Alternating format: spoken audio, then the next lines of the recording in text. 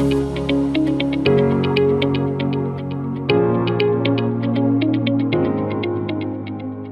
वालेकुम क्लास। बेटा आज आप लोगों का यहाँ पर काम न्यूमेरिकल्स का स्टार्ट हो रहा है। इससे पहले जितनी भी हमने थ्योरी पढ़ ली है उसकी बेसिस पे कुछ न्यूमेरिकल्स किताब ने दिए हुए वो आज मैंने आपको सिखाने कोशिश करूंगा कि आपके जितने हो सकते हैं मैक्सिमम पॉसिबल उतने न्यूमेरिकल्स हम डिस्कस कर लें क्लास में। अदरवाइज न्यूमेरिकल आपको सिंप्लीफाई करना एक दफा अगर आ गया तो इस जैसा कोई भी न्यूमेरिकल हो आप खुद कर सकते हैं। करवाऊंगा सारे न्यूमेरिकल जितने भी किताब में हैं। आपके कुछ एग्जांपल्स हैं, कुछ आपके चैप्टर के एंड में एक्सरसाइज के अंदर हैं, सारे डिस्कस करेंगे।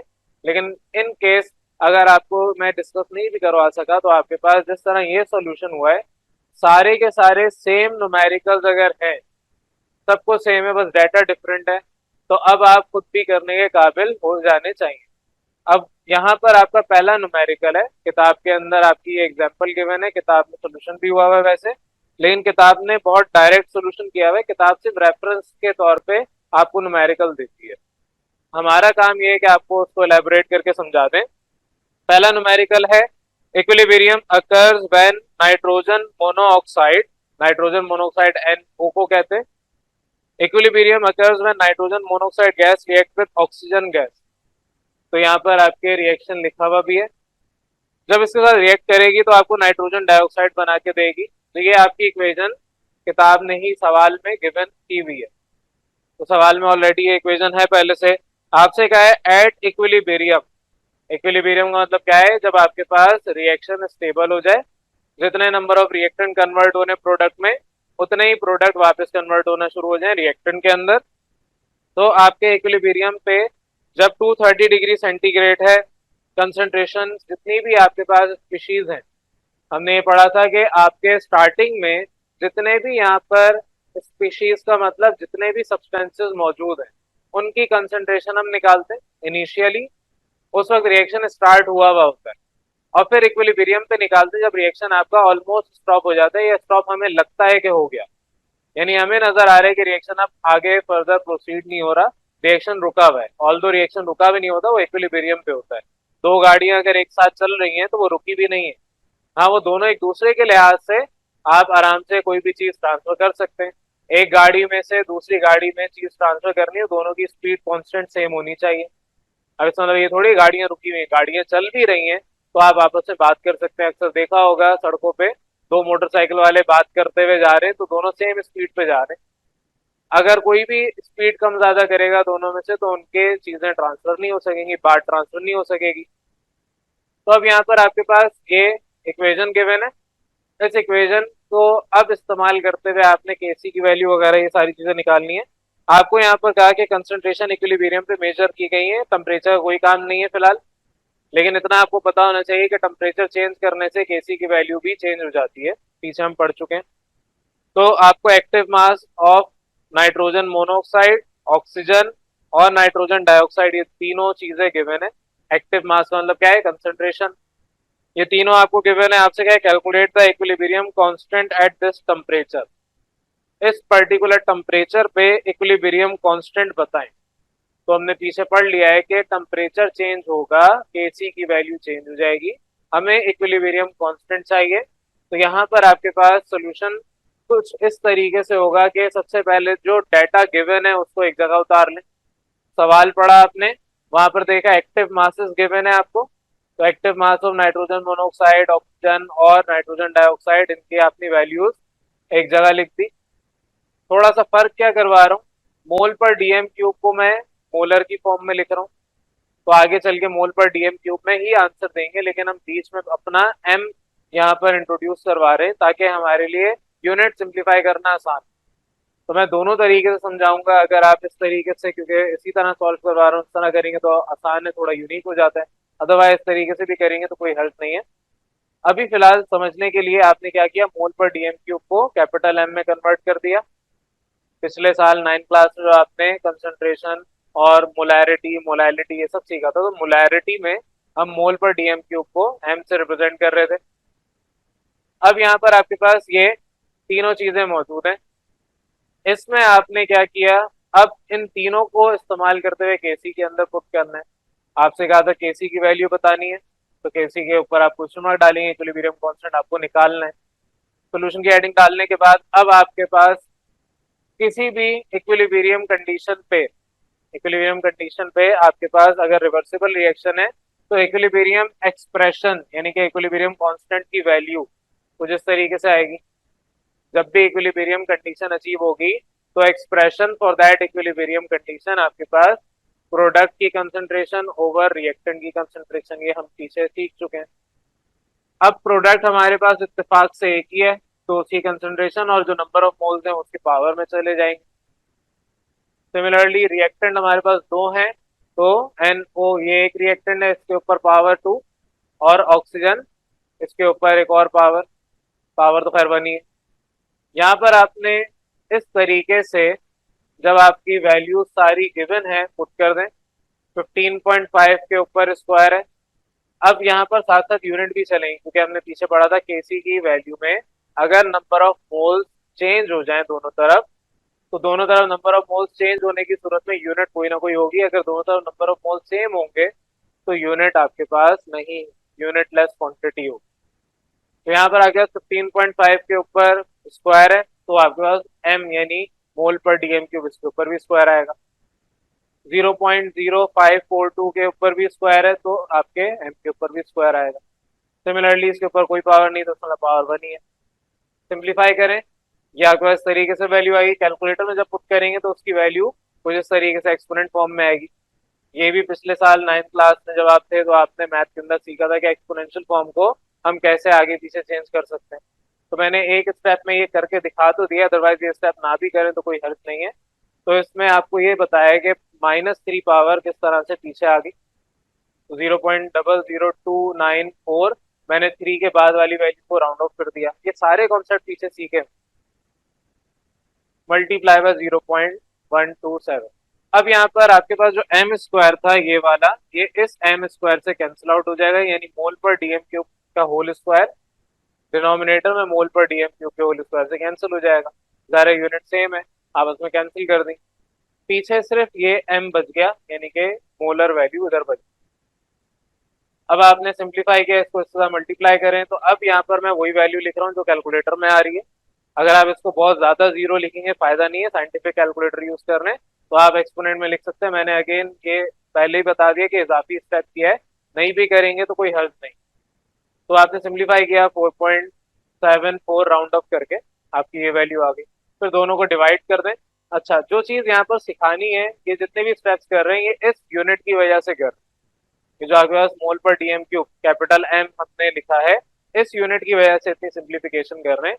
यहाँ पर ये डिनोमिनेटर में न्यूमरेटर में भेजेंगे तो m की पावर -1, जगह खत्म हो गई तो बाकी बॉक्स में मैंने काम किया। तो यहाँ पर आपके पास अब क्योंकि सारा काम हो गया, सारी कैलकुलेशन हो गई, आंसर भी आ गया 6.434 एक्सपोनेंट 5, ये आपके पास वैल्यू आ गई।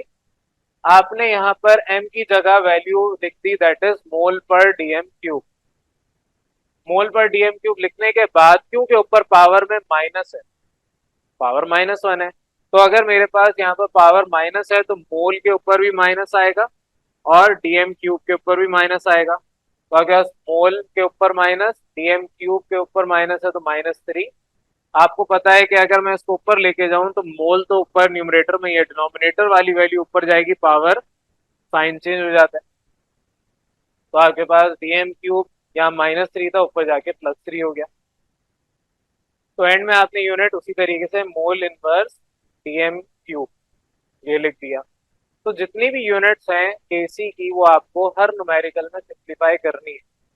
कोई एक याद करके आप नहीं लिख सकते कि मेरे पास ये यूनिट आ रही है, हर सवाल में ये यूनिट आई। आपको उसको प्रॉपर सिंप्लीफाई करना है, एंड में रिजल्ट आपने देना है। रिजल्ट लिखने की जगह नहीं है, मैं उसको जुबानी बता रहा हूँ। जब यहाँ पर आपको लेक्चर दूंगा ऑनलाइन तो उसमें एक लाइन कहीं ना कहीं ऐड कर दूंगा खाली जगह अगर मिले। बहरहाल सवाल में जिस तरह आपसे कहा है calculate the equilibrium constant at this temperature, इसका रिजल्ट क्या होगा? At 230 degree centigrade the equilibrium constant is 6.434 into 10 की पावर +5। दोबारा रिपीट कर रहा हूँ, at 230 degree centigrade, degree Celsius बोले सेंटीग्रेड बोले जो भी बोले, एट 230 डिग्री सेल्सियस या centigrade the equilibrium constant is, जो वैल्यू लिखी हुई है 6.434 इंटू 10⁵, आगे आपने वही वैल्यू लिख देनी है mole inverse into DM cube. तो इस तरीके से आपके पास यहाँ पर ये सवाल हल हो जाता है। इस सवाल में किसी को कोई, बेटा ये करेक्ट कर लें, आपकी क्लास में बहुत सारे बच्चों को कैलकुलेटर इस्तेमाल नहीं करना आता। तो यहाँ पर आपके एरर था, मल्टीप्लाई कर लें, मल्टीप्लाई करने के बाद ये वैल्यू आ रही है। बहरहाल आंसर सही लिखा हुआ है, आंसर दुरुस्त है। यहाँ पर आपके सिर्फ एक स्टेप में वैल्यू डिफरेंट है, वो पता नहीं क्यों हुई, कैसे हुई, बहरहाल करेक्ट कर लें। बाकी आपका एंड में कंक्लूजन आएगा, यानी रिजल्ट आएगा। आपने इससे पहले जितने भी न्यूमेरिकल सीखे उस सब में एंड में मैं रिजल्ट लिखवाता था, जगह ना होने की वजह से मैंने रिजल्ट आपको डिक्टेट करवाया, तो रिजल्ट की हेडिंग डाल के आपने यहाँ पर रिजल्ट लिखना है। तो बहरहाल ये आपका फर्स्ट न्यूमेरिकल है, तो जल्दी से नोट करें, फिर सेकंड पे आ रहे हैं। चले बेटा अब सेकंड न्यूमेरिकल पे आ जाए। सेकंड न्यूमेरिकल भी इसी तरीके से, बस डाटा डिफरेंट है। सेकंड न्यूमेरिकल में आपसे कहा है a reaction takes place between iron ion and chloride ion. तो क्लोरीन का आयन है, आयरन का एक आयन है। आयन के बारे में पता होना चाहिए, सारी बेसिक केमिस्ट्री में आप चीजें पढ़ चुके हैं। ये दोनों आयन, ये दोनों आयन जब आपस में रिएक्ट करेंगे, और इक्वेशन भी यहाँ पर गिवन है आपके पास, इस तरीके से आयरन क्लोराइड बनाएंगे और उसमें ये भी आपका इवेंचुअली आयन ही बन रहा है। तो इक्विलिब्रियम पे जब इक्विलिब्रियम कंडीशन अचीव हो जाएगी, आपसे कहा है कि concentration are measured to be, iron ion की वैल्यू दी हुई है, आपको क्लोराइड आयन की वैल्यू गिवन है, और आयरन क्लोराइड इसकी वैल्यू गिवन है। आपको ये तीनों वैल्यूज गिवन है, आपने डाटा में तीनों को उतार देना है। एक्टिव मास ऑफ आयरन का आयन, एक्टिव मास ऑफ क्लोरीन का आयन, similarly active mass of iron chloride इसका आयन। तो आपने इनकी वैल्यूज लिख ली। आपसे कहा है calculate equilibrium constant for given reaction, इस रिएक्शन के लिए इक्विलिब्रियम कांस्टेंट निकालें।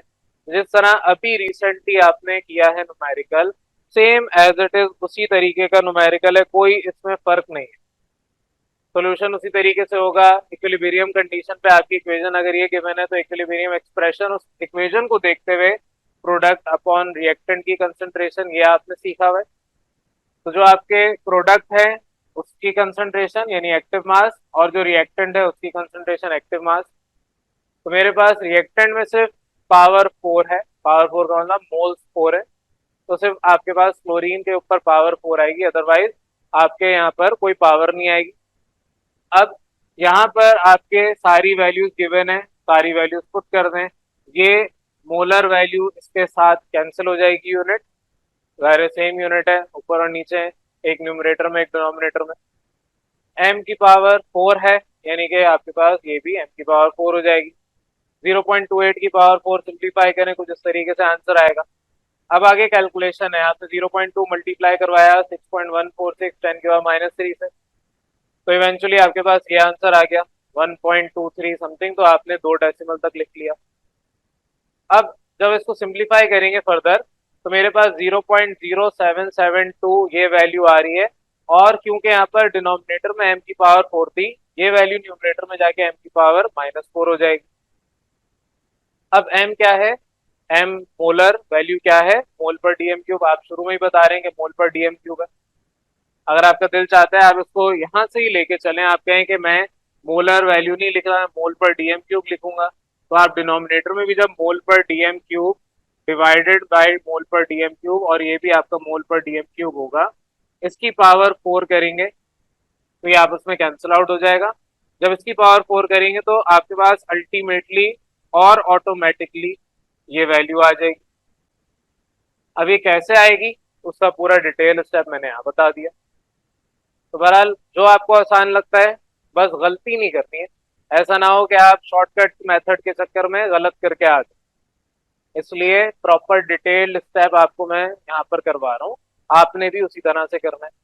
मोल पर डीएम क्यूब की पावर -4 है, आप -4 पावर मल्टीप्लाई कर दें, तो मोल के ऊपर जब -4 आएगा तो इस तरीके से -4 लिखा जाएगा। डीएम के पावर -3 है, -3 इंटू -4 +12 हो जाएगा।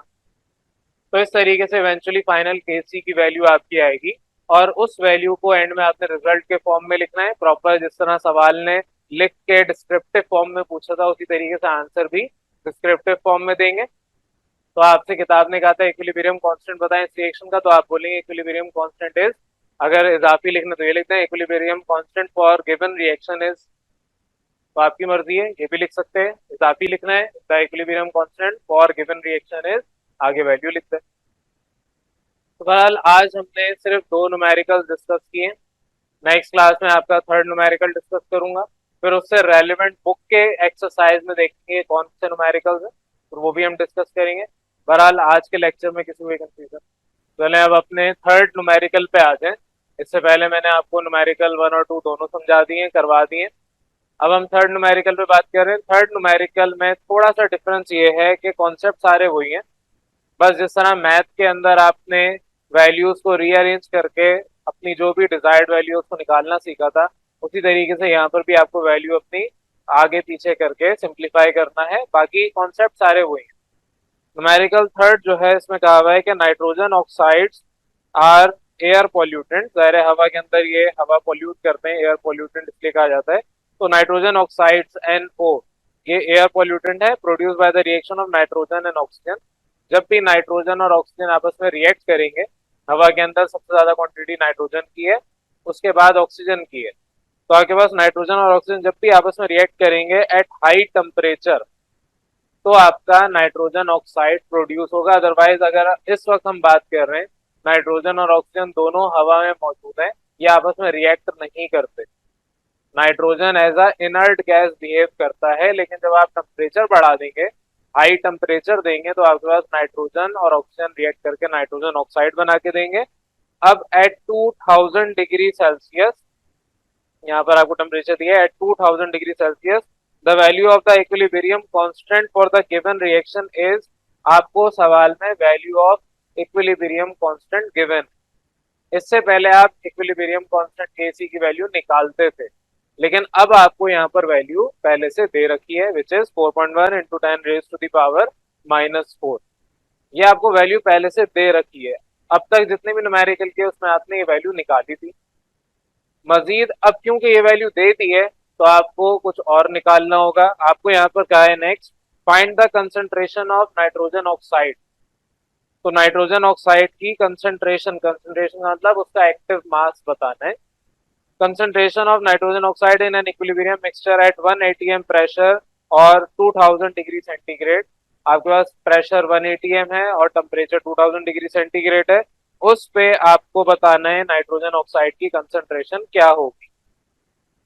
आपसे कहा है हवा में नाइट्रोजन की जो कंसंट्रेशन होती है वो 0.036 मोल पर लीटर, मोल पर डीएम क्यूब बोले या मोल पर लीटर बोले, एक ही बात है, क्योंकि 1 लीटर 1 डीएम क्यूब के बराबर होता है। ये सारी चीजें आप पिछली क्लास में सीख के आ चुके हैं।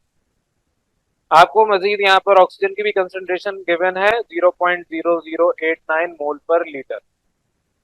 आपको दोनों की कंसंट्रेशन हवा में गिवन है। आपसे कहा है कि बताएं नाइट्रोजन ऑक्साइड की कंसंट्रेशन क्या होगी। अब इक्विलिब्रियम कांस्टेंट गिवन है, आपको यहाँ पर इक्वेशन भी गिवन है। इक्वेशन ना भी गिवन हो, जो आपको डिस्क्रिप्शन गिवन है उससे आप अपनी इक्वेशन खुद बना सकते हैं। नाइट्रोजन और ऑक्सीजन को आपस में रिएक्ट करें, आपके पास यहाँ पर ऑटोमेटिकली नाइट्रोजन ऑक्साइड आ जाएगा। अच्छा, यहाँ पर एक चीज आपको ऑब्जर्व करने की जरूरत है, केसी की कोई यूनिट नहीं, केसी की अदरवाइज कोई ना कोई यूनिट होती है, यहाँ पर केसी की कोई यूनिट नहीं है। इक्विलिब्रियम कांस्टेंट यूनिट लेस है। वजह उसकी क्या है, दोनों तरफ रिएक्टेंट और प्रोडक्ट के जो नंबर ऑफ मोल्स हैं वो बराबर आ रहे हैं। तो जब भी रिएक्टेंट और प्रोडक्ट के मोल्स बराबर होंगे तो यूनिटलेस क्वांटिटी हो जाएगी केसी की। तो बहरहाल आपको ये सारा डाटा गिवन है सवाल में, आपने प्रॉपर तरीके से ऑर्गेनाइज करके लिख दिया। अब उसके बाद सोल्यूशन की हेडिंग डालेंगे, बताएंगे इक्विलिब्रियम पे आपके पास नाइट्रोजन ऑक्सीजन रिएक्ट करके नाइट्रोजन ऑक्साइड बना के दे रहे हैं। ये आपके पास नाइट्रोजन ऑक्साइड की कंसंट्रेशन निकालनी है, तो इस इक्वेशन को देखते हुए इक्विलिब्रियम कांस्टेंट आप निकाल लेंगे। इक्विलिब्रियम कांस्टेंट निकालने का सिंपल सा तरीका है, active mass of product divide by active mass of reactant. Active mass of product में आपके पास जो नंबर ऑफ मोल्स है वो पावर बन जाते हैं। तो कंसंट्रेशन ऑफ नाइट्रोजन ऑक्साइड, क्योंकि उसके 2 मोल्स से तो पावर 2 आ जाएगा। सिमिलरली आपके पास यहाँ पर जो नाइट्रोजन और ऑक्सीजन है, इनके पास 1-1 मोल है, तो ये सिंपल ऐसे ही एज इट इज मल्टीप्लाई होंगे नाइट्रोजन और ऑक्सीजन में। अब वैल्यूज आपकी जितनी भी गिवन है उसमें मुझे नाइट्रोजन ऑक्साइड नहीं पता। नाइट्रोजन ऑक्साइड निकालने के लिए ये दोनों वैल्यूज मैं उस साइड पे अगर भेजूं तो यहाँ डिवाइड हो रहे हैं, उधर जाके मल्टीप्लाई हो जाएंगे। तो नाइट्रोजन ऑक्साइड आपने अपनी जगह रखा, क्योंकि बाकी दोनों वैल्यू उधर डिवाइड हो रही थी, आपने दूसरी तरफ भेज के उनको मल्टीप्लाई कर दिया केसी के साथ। तो इक्विलिब्रियम कांस्टेंट केसी के साथ ये दोनों वैल्यूज आके मल्टीप्लाई होंगी। ये चीज आपकी एज इट इज यहाँ पर आ गई। अब केसी की वैल्यू भी गिवन है, नाइट्रोजन की भी कंसंट्रेशन गिवन है, ऑक्सीजन की भी कंसंट्रेशन गिवन है।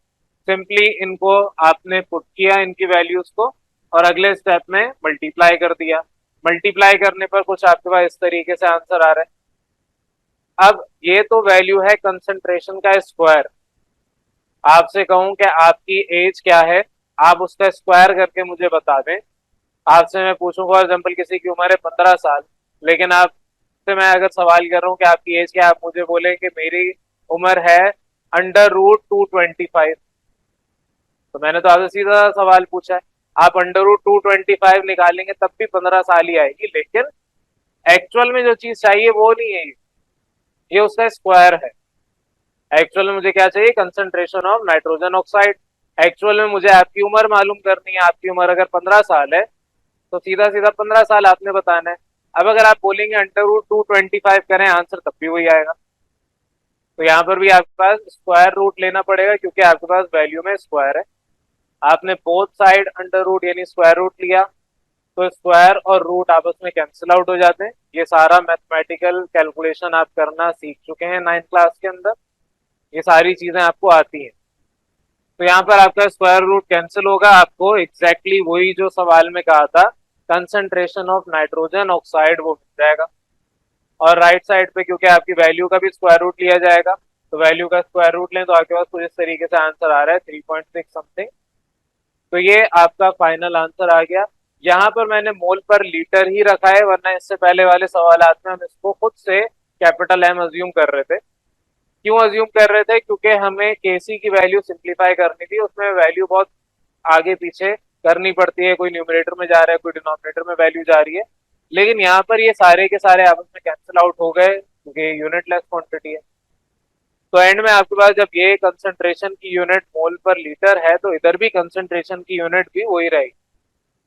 कंसंट्रेशन की यूनिट कभी चेंज नहीं होगी, चाहे आप कितने भी मोल्स ले लें, कितनी भी वैल्यू ले लें। कंसंट्रेशन की यूनिट अगर मोल पर लीटर है, तो कंसंट्रेशन की यूनिट मोल पर लीटर ही रहेगी। इसलिए यहाँ पर मैंने आपके कोई चेंजेस नहीं करूँ। अदरवाइज आप कैपिटल एम भी रख लें, कोई मसला नहीं है। एंड में आपका आंसर जो आ रहा होगा वो ऐसे ही आएगा जो आंसर यहाँ पर लिखा हुआ है। और हर न्यूमेरिकल में रिजल्ट इसलिए लिखते हैं क्योंकि सवाल में आपसे वर्डिंग में पूछा है, सवाल आपको वर्डिंग में प्रॉपर डिस्क्रिप्टिव वे में लिख के दिया है, तो आंसर भी उसी तरीके से डिस्क्रिप्टिव वे में ही चाहिए, आपके मैथमेटिकल एक्सप्रेशन में नहीं चाहिए। तो एंड में आपका आंसर भी उसी तरीके से लिखा जाएगा, the concentration of nitrogen oxide in the equilibrium mixture is, जो भी आंसर आया। तो ये सिंपल सा आपके पास न्यूमेरिकल की एग्जांपल। अभी आपके न्यूमेरिकल खत्म नहीं हुए, आपके जो एथ में जो किताब के एंड में जितने भी आपके न्यूमेरिकल्स हैं सेक्शन डी के अंदर, इसके बाद फिर मैं वो करवाऊंगा। लेकिन अगर ये तीनों समझ आ गए, तो अब वो 3-4 जितने भी एंड में न्यूमेरिकल्स हैं वो भी आपके लिए समझना आसान है। यहाँ तक इस न्यूमेरिकल में किसी भी का। चले बेटा, अब नए अपने न्यूमेरिकल्स को देख लें।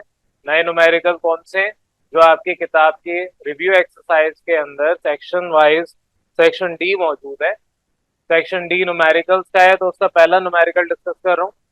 पहले न्यूमेरिकल में आपसे कहा है कि डाई नाइट्रोजन टेट्रा ऑक्साइड यानी कि N2O4, ये आपके पास डिकम्पोज हो गया इनटू नाइट्रोजन डाइऑक्साइड।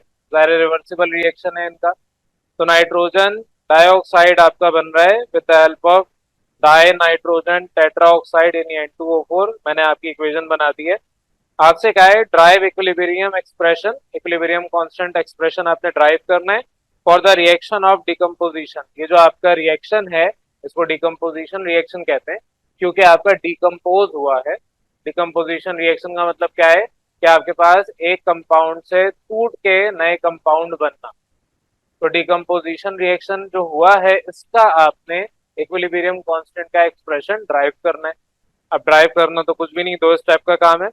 मजीद आपसे क्या है, also interpret unit of KC. जो अभी आपने ड्राइव किया है उसमें केसी की यूनिट भी बतानी है, जो भी आपकी बैलेंस केमिकल रिवर्सिबल इक्वेशन है उसकी। तो इस सवाल में मेनली दो चीजें आपसे कही हैं, एक इक्विलिब्रियम कांस्टेंट, दूसरा उसकी यूनिट। तो आपने क्या किया, सबसे पहले तो जो सवाल पढ़ा उसके मुताबिक इक्वेशन पहले से खुद बना ली। सवाल में नहीं गिवन, आपको इक्वेशन खुद बनानी आनी चाहिए, तो इस तरीके से आपने बना ली। अब यहाँ पर आपके पास अगर डिकम्पोजिशन नहीं लिखा होता तो इसके साथ हम कोई और सब्सटेंस लगा सकते थे रिएक्टेंट साइड पे, लेकिन क्योंकि डिकम्पोजिशन है तो ये डिकम्पोज होके आपको प्रोडक्ट भी किताब ने सवाल में बताया हुआ है। अब यहाँ पर आपको नजर आ रहा है प्रोडक्ट और यहाँ पर आपका रिएक्टेंट है। सिंपल आपको केसी का फॉर्मूला याद होना चाहिए, active mass of product divide by active mass of reactant. जो भी एक्टिव मास होगा उसमें उनके नंबर ऑफ मोल्स पावर बन जाएंगे।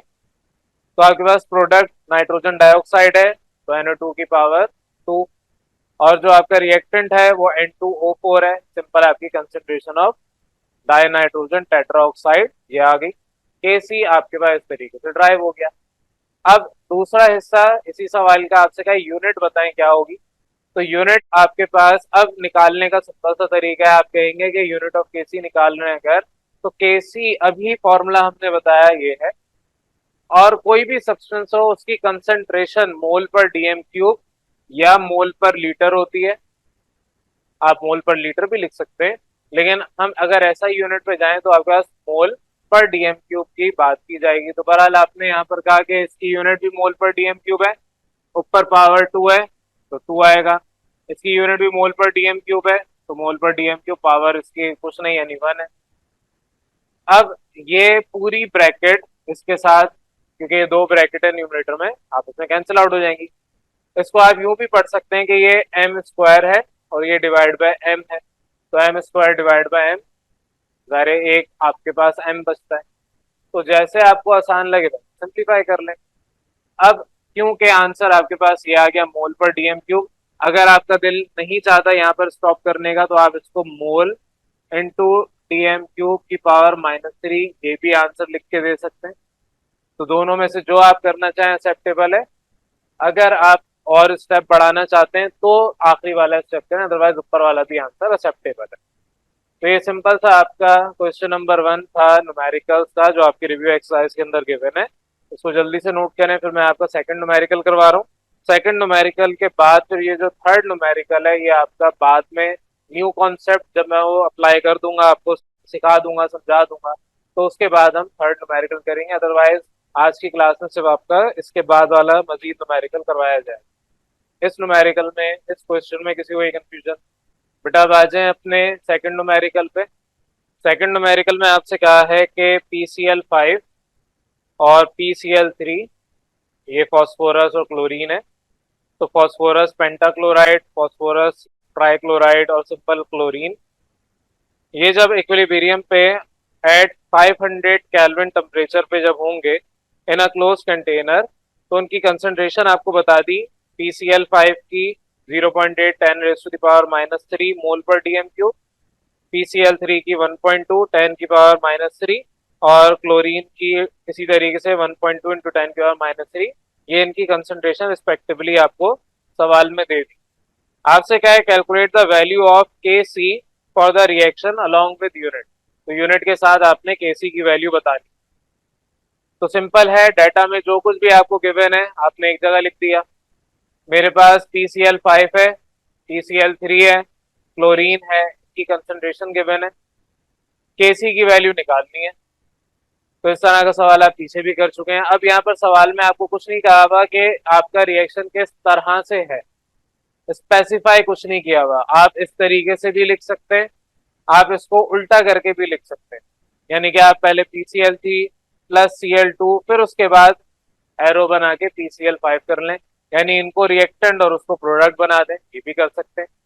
तो किसी एक तरीके से बहरहाल हम सॉल्व कर रहे हैं, बाकी दूसरे तरीके से आंसर डिफरेंट आएगा, लेकिन जो भी आंसर आएगा उसका उलट आएगा। वजह उसकी क्या है, हम अज्यूम कर रहे हैं कि rate of forward reaction, rate of forward reaction ये है और रेट ऑफ बैकवर्ड रिएक्शन ये होगा। तो Kc इन दोनों का रेशो है। जब आप इसकी इक्वेशन चेंज कर देंगे तो रेट ऑफ फॉरवर्ड और बैकवर्ड उलट जाएंगे। तो आंसर बहरहाल डिफरेंट आएगा, लेकिन जो भी आंसर आएगा वो इस आंसर का उलट होगा। मैं अगर इस इक्वेशन के थ्रू करवा रहा हूं तो आंसर आपका इस इक्वेशन के लिहाज से आएगा। अगर आप इक्वेशन चेंज कर देते हैं, इन दोनों को आगे पीछे कर देते हैं, तो आंसर उसके लिहाज से उलट जाएगा। आंसर तब्दील तो होगा, लेकिन जो आंसर जो भी आएगा वो आपके इस आंसर का एक्चुअल होगा, सॉरी इनवर्स होगा। तो एक्चुअल आंसर का इनवर्स आपके पास आएगा, अदरवाइज इसके अलावा कोई और कंडीशन नहीं बनी। बहरहाल सवाल में जब नहीं कहा तो आपके पास इजाजत है, आपकी मर्जी है, जो मर्जी इक्वेशन आप बनाए, बस मेक श्योर कि आपकी वो इक्वेशन एक तो करेक्ट हो, आपके प्रॉपर दोनों तरफ इक्वेशन बैलेंस हुई भी हो नंबर ऑफ मोल्स के मुताबिक, और इक्वेशन में कोई गलती ना हो। अगर ऐसा है फिर आपकी मर्जी है, आप किसी को रिएक्टेंट साइड पर रखें या किसी को प्रोडक्ट साइड पर रखें, कोई फर्क नहीं पड़ रहा। बहरहाल ये इक्वेशन है, इस इक्वेशन के मुताबिक आप अपनी इक्विलिब्रियम कांस्टेंट एक्सप्रेशन बनाएंगे। तो आपको इक्विलिब्रियम कांस्टेंट का फॉर्मूला याद होना चाहिए, concentration of product divide by concentration of reactant, और इनकी जो पावर होगी वो नंबर ऑफ मोल्स रिप्रेजेंट करेंगे। तो यहाँ पर आपके क्योंकि सबके पास नंबर ऑफ मोल्स 1 है तो पावर कुछ भी नहीं है, 1 ही रहेगी। तो आपके पास ये अब प्रोडक्ट और ये रिएक्टेंट के तौर पे अपनी इक्वेशन देख लें, ये प्रोडक्ट और ये रिएक्टेंट है। सिंपल, अब आपने आगे काम क्या करना है, वैल्यूज इनकी पुट करनी है। ये m इस m से कैंसिल आउट हो जाएगा, आपके पास सिंपल ये m बच गया। m शुरू में हम बता रहे हैं कि ये मोल पर डीएम क्यूब है। अगर किसी का दिल चाहता है कि इस तरह काम ना करे तो आप सिंपल इसको भी मोल पर डीएम क्यूब लें, इसको भी मोल पर डीएम क्यूब लें, रहने दें, इस तरीके से ना करें।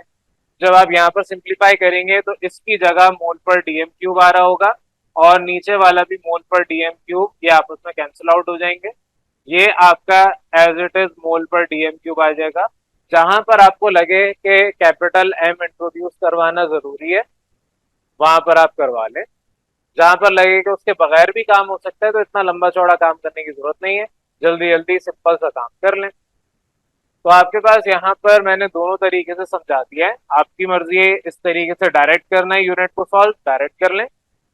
बहरहाल जब आप वैल्यू पुट करेंगे कैलकुलेटर की वजह, कैलकुलेटर के इस्तेमाल को प्रॉपर करें। पहले आपने न्यूमरेटर को सिंप्लीफाई करना है, कैलकुलेटर की मदद से आपने पहले न्यूमरेटर सिंप्लीफाई किया, फिर इन दोनों को आपस में न्यूमरेटर और डिनोमिनेटर को सिंप्लीफाई किया। आपके पास फाइनल आंसर आया 1.8 10 की पावर -3। अब ये मोल पर डीएम क्यूब आपकी मर्जी है, अगेन इस तरीके से देना है ऐसे आंसर दे दें, या आप इस तरीके से देना चाह रहे हैं ऐसे आंसर दे दें, लेकिन आपकी किताब में जो भी सवाल होगा उसके मुताबिक आंसर होना चाहिए। अगर आप अपनी किताब देखें तो किताब के अंदर आपका मोल पर डीएम क्यूब देने के बजाय मोल इंटू डीएम क्यूब और -3 है, तो एंड में आंसर भी वैसे ही देना है। तो आपके पास सवाल के मुताबिक जो आंसर रिक्वायर्ड था आपने रिजल्ट की फॉर्म में लिख दिया, the value of Kc is, जो भी आंसर आपका है। यही सवाल अगर आप इस इक्वेशन को उलट के करें, पहले आप ये इसको PCl3 प्लस Cl2 लिखें, इनको रिएक्टेंट बना लें और इसको प्रोडक्ट बना लें, तो जो भी आंसर आया है इसका उलट, इसका इनवर्स केसी का दूसरा आंसर आ जाएगा। तो ये सिंपल सा आपके पास क्वेश्चन नंबर 2 है। अब अगर एग्जाम में आपके पास ये सवाल आ जाता है और आपके दिमाग में ये क्वेश्चन आता है कि मैं किस तरीके से इक्वेशन बनाऊं, दोनों तरीके से कर लें, दोनों में से किसी भी एक तरीके से। आपको मैंने ये सिंप्लीफाई करके बता दिया, अगर आपका दिल चाहता है दूसरे तरीके से सिंप्लीफाई करना तरीके से कर लें, कोई रिस्ट्रिक्शन नहीं है, दोनों तरफ से सिंप्लीफाई हो सकता है। बस आंसर जिसने इस तरह से किया जो भी आएगा, और कोई स्टूडेंट इसका उलट करे तो आंसर भी उसका उलट आएगा। ठीक है, सिंपल लॉजिकल बात है। बहरहाल यहाँ पर आपके न्यूमेरिकल्स जितने भी प्रीवियस टॉपिक के मैंने पढ़ाए थे वो सारे कंप्लीट हो जाते हैं। इसके बाद ऑल तो और भी न्यूमेरिकल हैं, जैसे कि लास्ट न्यूमेरिकल थर्ड वाला भी बाकी है, अभी और मजीद इस चैप्टर के न्यूमेरिकल हमने करने हैं। बहरहाल अब इसके बाद वापस हम थ्योरेटिकल पोर्शन पे आएंगे और फिर उसके बाद आपका होपफुली ये चैप्टर कंप्लीट हो जाएगा। यहाँ तक किसी भी स्टूडेंट को कोई कंफ्यूजन अगर है तो अभी डिस्कस कर लें।